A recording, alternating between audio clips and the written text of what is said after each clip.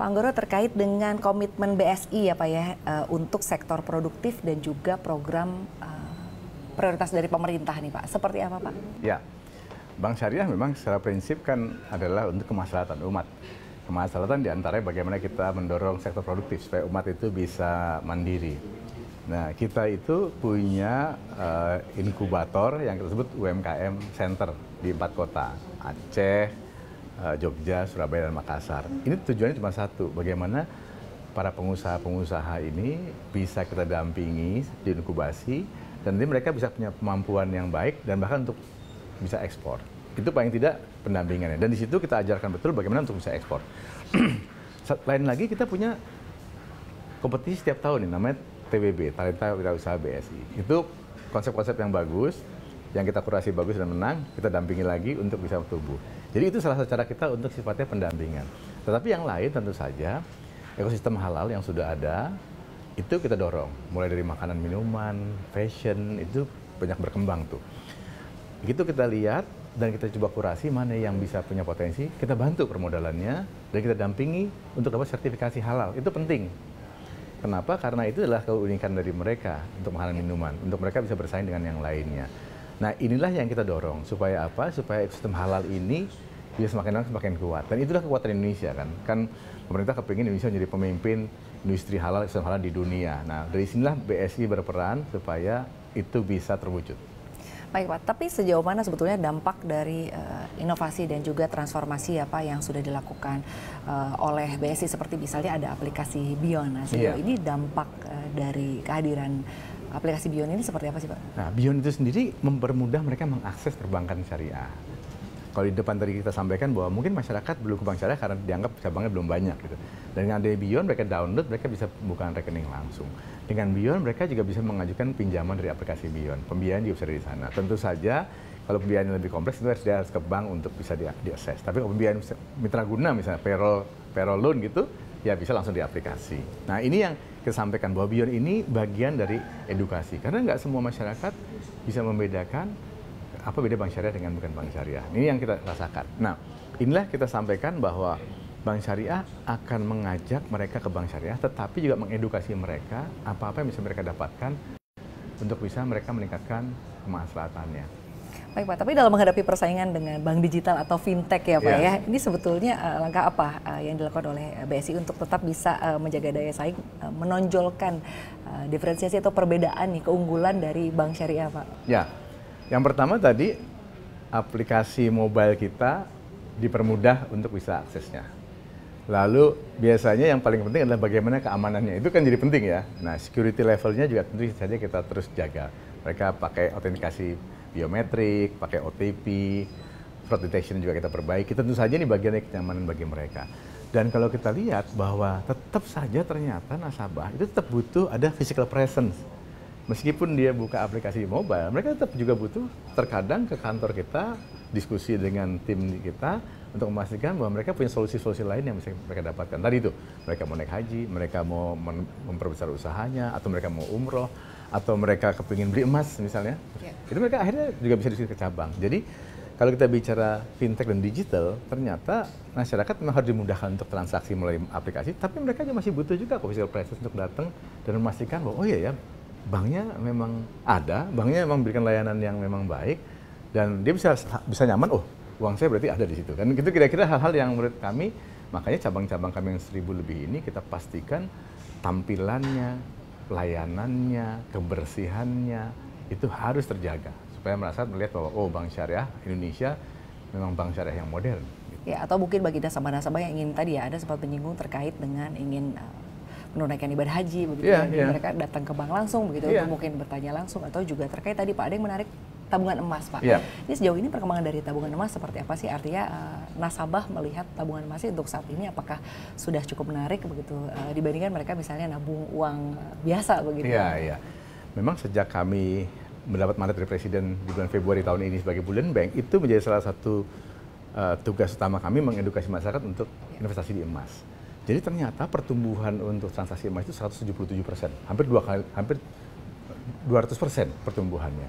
pertambahan nasabahnya juga 70%. Artinya masyarakat itu mudah sekali. Dan kita mengedukasinya begini, kalian nggak usah jauh-jauh ngantri ke toko emas. Kalian bisa buka aplikasi Beyond, bisa beli emas di Beyond, di aplikasi kita. Kata kuncinya adalah affordability. Karena harga emas terus meningkat, orang tertarik untuk investasi, tapi harus dimulai dari hari ini gitu. Ya udah beli dengan Asset safe haven ya Pak? Ya, safe haven. Beli aja dengan tiket size kecil, Rp200.000 Anda bisa beli di aplikasi Beyond. Minimal mereka mulai nabung emas sedikit demi sedikit. Nah, sejalan dengan itu kita juga mengedukasi untuk mereka buat tabungan haji. Karena ini tadi itu, tabungan emasnya ini ada investasi jangka panjang dia, termasuk nanti jika dibutuhkan, jika mau naik haji ini bisa digadaikan atau dicairkan untuk pelunasan hajinya. Nah, atau ya kalau untuk anak sekolah ya bisa digadaikan. Jadi emas ini menarik karena mereka belinya bisa tunai, bisa dicicil. Nah, yang menarik sekarang bisa dicicil. Jadi kalau teman-teman yang muda-muda itu main beli emas katakanlah 100 gram, harganya lagi tinggi iya, harganya. Lagi tinggi ya, tapi nggak akan pernah turun kayaknya. Naik terus tuh dia. Jadi artinya ketika harganya tinggi ini tidak mematahkan semangat mungkin ya bagi para calon nasabah mungkin untuk melakukan pembelian ya. Karena harganya bisa dicicil ya Pak. Iya.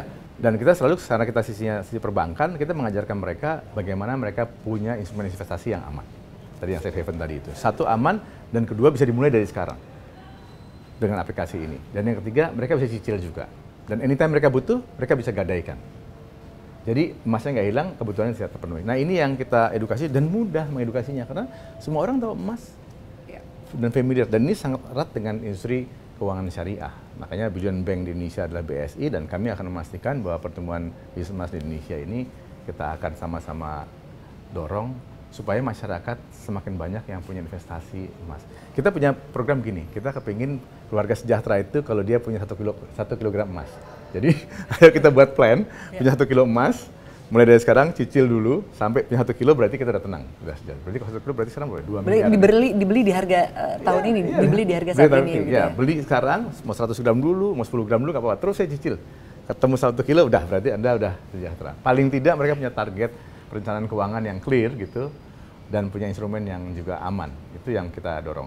Baik, lalu selanjutnya next chapter Pak, pengembangan unit bisnis Pak dari mungkin tabungan emas atau Bullion Bank ini seperti apa Pak ke depannya dari BSI?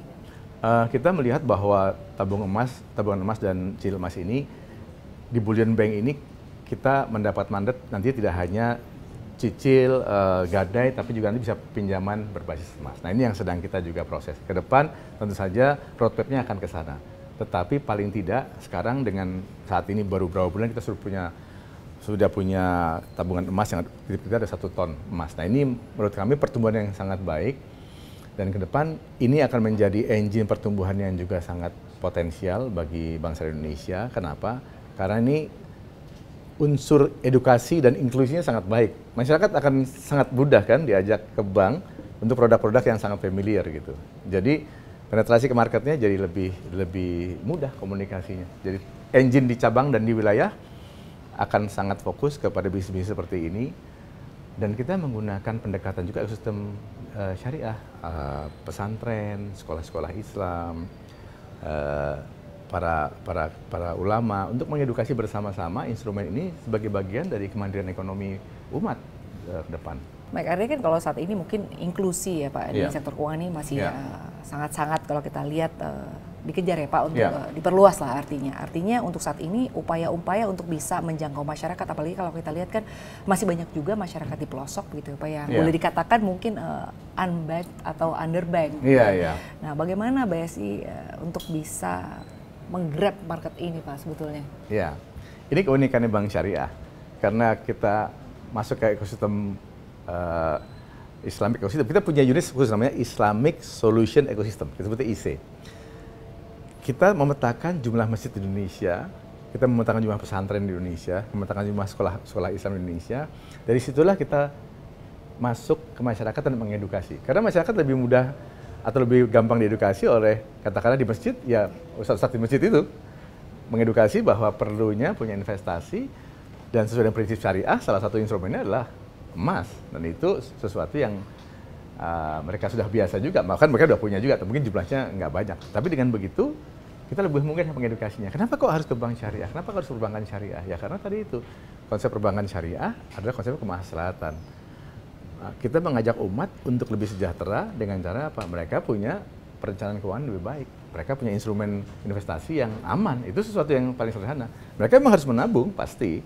Tapi tabungan-tabungannya pun harus di tempat-tempat yang mereka pastikan adalah aman. Baik Pak, lalu terakhir Pak, di tengah beragam pengembangan yang dipersiapkan BSI Pak, mungkin ada pesan-pesan untuk masyarakat Pak, seperti apa? Ya, untuk masyarakat Indonesia, percayalah bahwa ekonomi syariah yang sedang menjadi prioritas pemerintah juga, di Asta Cita juga masuk ekonomi syariah, itu adalah konsep ekonomi inklusif yang bisa memastikan bahwa seluruh masyarakat itu bisa sejahtera dan berkeadilan. Karena konsep syariah adalah kesejahteraan dan keadilan. Maka ayo perkuat ekonomi syariah, perkuat ekosistem halal. Terus bagi kami di Bank Syariah Indonesia tentu saja mengajak masyarakat yang belum ke bank syariah, masuk ke perbankan syariah. Kalau di BSI, ayo ke Bank Syariah Indonesia.